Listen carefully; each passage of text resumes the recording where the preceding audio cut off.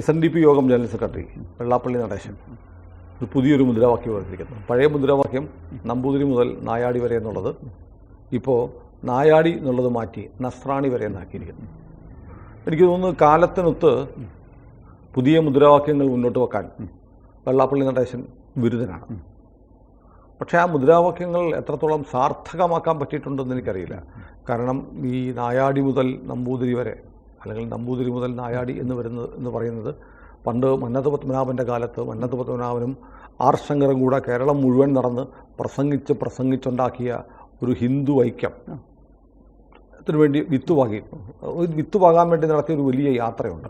ആ യാത്രയെ തകർത്ത് മന്നത്ത് പത്മനാഭനെയും ആർ ശങ്കരനെയും രണ്ട് ചേരിയിലാക്കി ബദ്ധവൈരികളാക്കി ഹിന്ദു ഐക്യം ഉണ്ടാവരുത് എന്ന് ആഗ്രഹിച്ച ഈ നാട്ടിലെ ശക്തികൾ, നിർഭാഗ്യവശാൽ അതിൻ്റെ പിന്നിൽ ക്രൈസ്തവ സമുദായവും ഉണ്ടായിരുന്നു.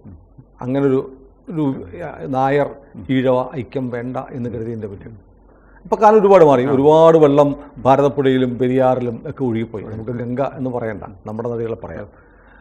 ഇപ്പോൾ ഇന്ന് കേരളത്തിലെ ഹിന്ദുക്കളെക്കാൾ പതറ്റിക്കായ, ഹിന്ദുക്കൾ മെച്ചപ്പെട്ട നിലയിൽ നല്ല ഞാൻ പറയുന്നത്, പതറ്റിക്കായ ദയനീയമായ ഒരു അവസ്ഥയിലാണ് കേരളത്തിലെ ക്രൈസ്തവർ.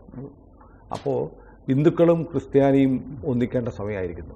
പണ്ടത്തെ പഴയ പൂർവ്വകാല, പണ്ട് ആർ ശങ്കറിനെയും മന്നത്ത് പത്മനാഭനും തമ്മിൽ തെറ്റിക്കാൻ ശ്രമിച്ച കൂട്ടത്തിൽ ക്രിസ്ത്യാനികൾ ഉണ്ടായിരുന്നു എന്ന് ഞാൻ പറയുന്നത് സാധാരണ ക്രൈസ്തവരല്ല. രാഷ്ട്രീയ താല്പര്യമുള്ള ചില ക്രൈസ്തവ നേതാക്കന്മാരും ചില മേലധ്യക്ഷന്മാരുമാണ് അന്ന് അട്ടിമറി ശ്രമം നടത്തിയത്.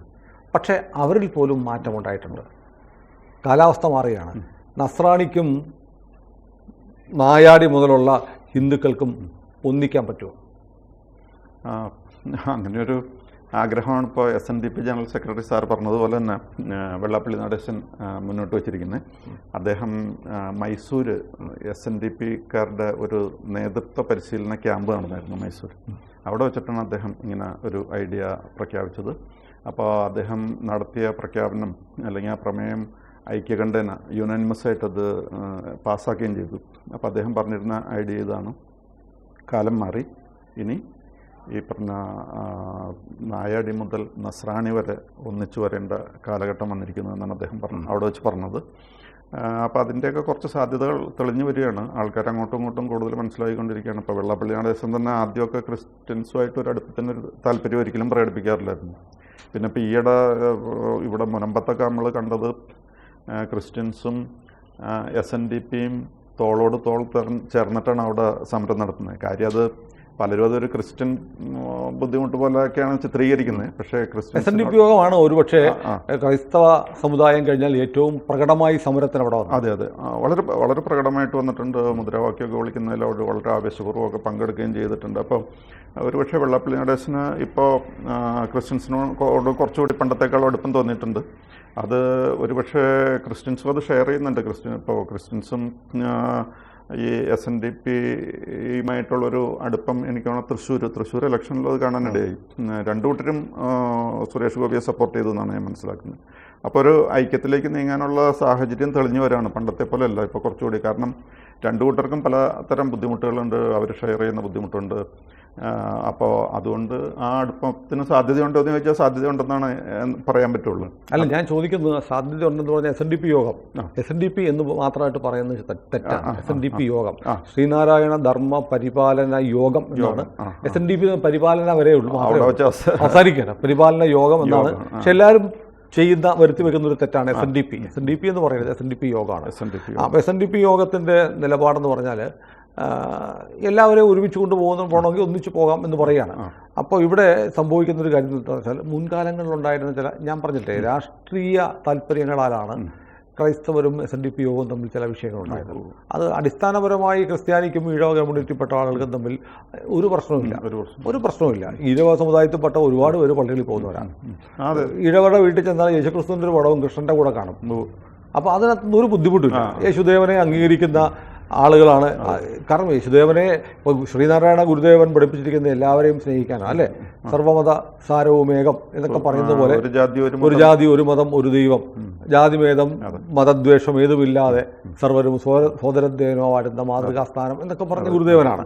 അപ്പോൾ അതുകൊണ്ട് അദ്ദേഹത്തിൻ്റെ ഗുരുവിൻ്റെ പാദം പാത പിന്തുടരുന്ന ആളുകൾക്ക് അന്യമത സ്പർദ്ധ എന്ന് പറയുന്നത് സ്വാഭാവികമായും ഉണ്ടാവാത്തതാണ്. ഇപ്പൊ പക്ഷേ ഇസ്ലാമിനോട് ദേഷ്യമൊക്കെ ഉണ്ട്.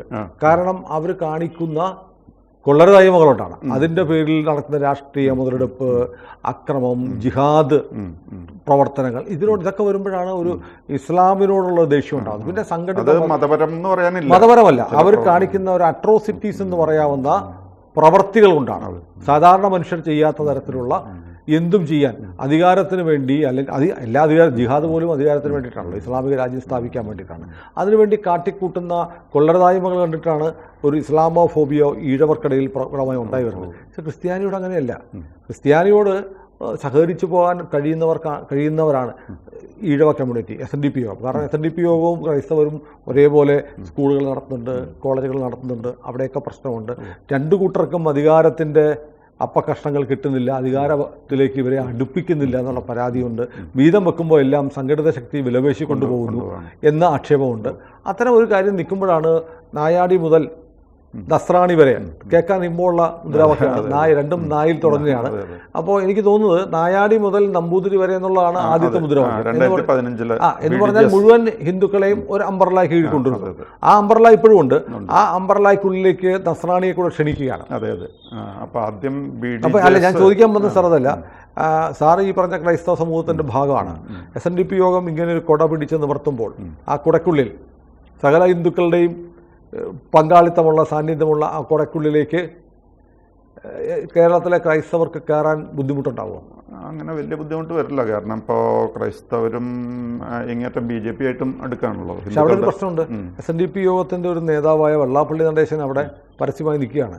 ക്രൈസ്തവരിൽ നിന്ന് ഏത് നേതാവ് വെള്ളാപ്പള്ളിക്കൊപ്പം പോകും? അങ്ങനെ അല്ല, ഇപ്പം അങ്ങനെ വെള്ളാപ്പള്ളിക്കൊപ്പം പോകലല്ലോ ഇപ്പോൾ. അല്ല, ഒരു മീറ്റിംഗ് വിളിച്ചാൽ പോലും പങ്കെടുക്കാൻ ആരായിരിക്കും? നസ്രാണി മുതൽ നായാടി വരെ എന്നുള്ള ആശയത്തിന് വലിയ മീറ്റിംഗ് വിളിക്കുന്നു. ഏത് ബിഷപ്പ് പങ്കെടുക്കും? ഏത് പിതാവ് പങ്കെടുക്കും? അല്ല, പക്ഷേ ഇപ്പോൾ ഈ മുനമ്പം പ്രശ്നത്തിൽ സാറ് പറഞ്ഞ പോലെ SNDP യോഗം, ഐ സ്റ്റാൻഡ് കറക്റ്റഡ്, ഞാൻ ഇനി അങ്ങനെ പറയാം, SNDP യോഗവും ക്രിസ്ത്യാനികളോട് സഹകരിക്കാനല്ലേ. Necessity is the mother of invention എന്ന് പറയില്ലേ. ഓരോ സാഹചര്യങ്ങൾ വരുമ്പോഴാണ് പുതിയ. എനിക്കതിനോട് അഭിപ്രായ വ്യത്യാസമുണ്ട്. മുനമ്പകാരെ സംരക്ഷിക്കാൻ എറണാകുളം രൂപത എപ്പോഴാണ് വന്നേ? തിരുവനന്തപുരത്ത് നിന്നുള്ള ബിഷപ്പ് വരെ വന്നതിന് ശേഷമാണ് എറണാകുളംകാരൊന്ന് അനങ്ങിയത്. അതെ അതെ അതെ. ഇപ്പോഴും നെറ്റോ പിതാവ് എന്താ പറയുന്നത്? നെറ്റോ പിതാവ് ഈ BJPയോട് തെറിയും പറഞ്ഞുകൊണ്ടിരിക്കുകയാണ്. അതെ, മുനമ്പങ്കാരുടെ ഇഷ്യൂ വന്നപ്പോൾ സഹായിക്കാൻ പറ്റുന്ന ആളുകൾ, പാമ്പ്ലാനി പിതാവ് പറഞ്ഞില്ലേ വർഗീയ മുതലെടുപ്പിന് ശ്രമിക്കുകയാണെന്ന്. അങ്ങനെ ചിലരൊക്കെ പറഞ്ഞു, അത് പറഞ്ഞ് ശീലിച്ചേക്കുന്നതാണ്. അത് പതുക്കെ മാറും. It takes time. ഇത്രയും കാലമായിട്ട് ഇതല്ലേ ഇതിപ്പോൾ, പ്രത്യേകിച്ച് നമ്മുടെ കേരളത്തിലെ അന്തരീക്ഷം എന്ന് പറഞ്ഞാൽ ഒരു ലെഫ്റ്റ് ജിഹാദി പ്രൊപ്പഗാൻഡ വളരെ ഇഫക്റ്റീവായിരുന്നു വളരെ വർഷങ്ങളായിട്ട്. അത് കേട്ടാണ് വളർന്നിരിക്കുന്ന ആൾക്കാർ. അപ്പം അതിൽ നിന്നൊക്കെ മാറാൻ ഇറ്റ് ടേക്സ് സം ടൈം. അല്ല, ഞാൻ ചോദിക്കുന്നത് ഈ സാധാരണ മുനമ്പത്തുള്ളത് പാവപ്പെട്ട മത്സ്യത്തൊഴിലാളികളാണ്. അവർക്കുള്ള ബോധം പോലും ഈ പിതാക്കന്മാർക്കില്ലേ? അല്ല, അത് ആ മത്സ്യത്തൊഴിലാളികൾ കാര്യങ്ങൾ മനസ്സിലാക്കുന്നത് കണ്ടിട്ടാണല്ലോ പിതാക്കന്മാരെ അങ്ങോട്ട് പോയിരുന്നത്. ആദ്യം അങ്ങോട്ട് പോകുന്നില്ലായിരുന്നല്ലോ. പക്ഷെ ഇപ്പോൾ അവർ പോയി തുടങ്ങിയത് എപ്പോഴാണ്? മത്സ്യത്തൊഴിലാളികൾ മനസ്സിലാക്കി, ഓരോരുത്തരും അവനവന് ബുദ്ധിമുട്ട് വരുമ്പോഴാണ് കാര്യങ്ങൾ മനസ്സിലാക്കിയതനുസരിച്ച് അവസരത്തിന് തുയരുന്നത്. ഇപ്പോൾ ആ മാറ്റം വരും പതുക്കെ. അപ്പോൾ ഈ മുദ്രാവാക്യം കേരളത്തിൽ വർക്ക് ചെയ്യുമെന്നാണോ സാറിന്റെ വിശ്വാസം? കുറേ പതുക്കെ പ്രാവർത്തികമായിട്ട് വരും ഇതൊക്കെ. കാരണം ഓരോ പ്രശ്നങ്ങളൊക്കെ വന്ന് ഇപ്പോൾ ഈ പ്രധാനമായിട്ട് ഇപ്പോൾ ക്രിസ്ത്യൻസിന് എന്താ ക്രിസ്ത്യാനിയുടെ പ്രധാനപ്പെട്ട പ്രശ്നം എന്താ കേരളത്തിൽ? അല്ല, ഇപ്പോൾ ഇപ്പോൾ ഈ വെള്ളാപ്പള്ളി നടേശൻ്റെ തന്നെ അന്നത്തെ പ്രമേയത്തിൽ പറഞ്ഞിരിക്കുന്ന കാര്യങ്ങളിൽ ഒന്ന് രണ്ടെണ്ണം, അതായത് ടി ജെ ജോസഫ് സാറിൻ്റെ പ്രശ്നം, അതേപോലെ മുനമ്പം പ്രശ്നം, അതേപോലെ റിസർവേഷൻ്റെ മറ്റ് ബെനിഫിറ്റ്സിൻ്റെ കാര്യങ്ങളൊക്കെ വന്നു കഴിയുമ്പോൾ Christians R being side lined. അപ്പോൾ ക്രിസ്ത്യൻസിന് ആവശ്യത്തിന് പ്രശ്നമുണ്ട്. വെള്ളാപ്പള്ളി നടേശൻ്റെ നോട്ടത്തിൽ അവർക്ക് പ്രശ്നങ്ങളുള്ളതുപോലെ തന്നെ ഈക്വലായിട്ട് ക്രിസ്ത്യൻസിനും പ്രശ്നമുണ്ട്. ക്രിസ്ത്യൻസിന് സൈഡ് ലൈൻ ചെയ്യണമെന്ന് കണ്ടു കഴിയുമ്പോൾ അവരും എന്തെങ്കിലും ചെയ്തേ പറ്റുള്ളൂ. അപ്പോൾ അവസരത്തിനൊത്ത് ഉയരും.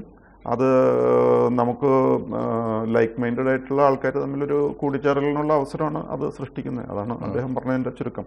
പിന്നെ അദ്ദേഹം BDJS ഫോം ചെയ്ത് ഭാരത ധർമ്മജനസേവ സ്റ്റാർട്ട് ചെയ്തിട്ട് അതങ്ങ് ന്യൂട്രൽ ഗിയർ മാറ്റാനായിട്ട് കഴിഞ്ഞില്ല എന്ന് തോന്നുന്നു. കാരണം അതിനിടയ്ക്ക് NSS ഒക്കെ ആയിട്ട് അല്പം അഭിപ്രായ വ്യത്യാസം ഉണ്ടായിരുന്നു. അവർ തമ്മിൽ വേണ്ട പോലെ അങ്ങ് യോജിക്കാൻ പറ്റില്ല എന്ന് തോന്നുന്നു. അപ്പോൾ അവിടെ വെച്ച് തന്നെ ഒരു ചെറിയ പ്രശ്നം ഉണ്ടായി. പക്ഷേ ഇൻ കോഴ്സ് ഓഫ് ടൈം ഇതെല്ലാം ശരിയാകും എന്ന് പ്രതീക്ഷിക്കാം. അത്രേ പറ്റുള്ളൂ. ഏതായാലും മുദ്രാവാക്യം വളരെ പ്രസക്തമായ മുദ്രാവാക്യമാണ്. സമീപകാല കേരളത്തിന് ഏറ്റവും ആവശ്യമുള്ള മുദ്രാവാക്യമാണ്.